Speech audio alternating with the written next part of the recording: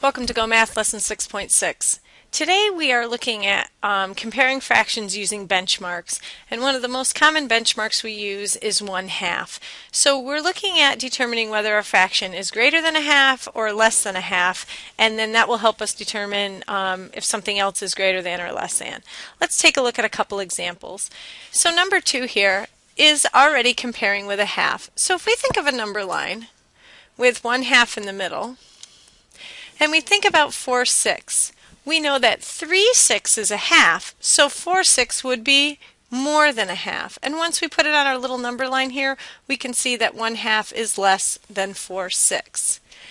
Now, if we take a look at number 4, we can see, if we put our 1/2 in, 4/8 is actually equal to 1/2. So 4/8 is right here on our middle line. And then 11/12, we would need 6/12 to be a half, so we have 11/12, which is obviously greater than a half. So 4/8 is less than 11/12, or 11/12 is greater than 4/8. Number 6, put our little number line with a half.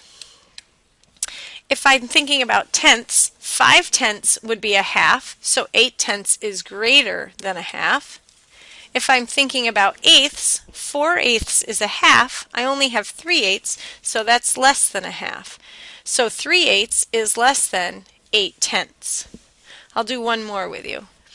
So 1/3 and 7/12. So if I build a number line with 1/2, 1/3. Now, we can't make a half out of thirds, but we know that a third is smaller than a half because our thing would be cut into 3 pieces instead of 2, and we have 1 of each. So 1/3 is less than a half. And again, we look at twelfths. 6/12 would be a half, and we already have 7/12, which is larger. So 1/3 is less than 7/12. So you're making a judgment based on a half and where our fraction falls in relationship to a half. Make sure you're putting this little number line next to each problem so that you can see.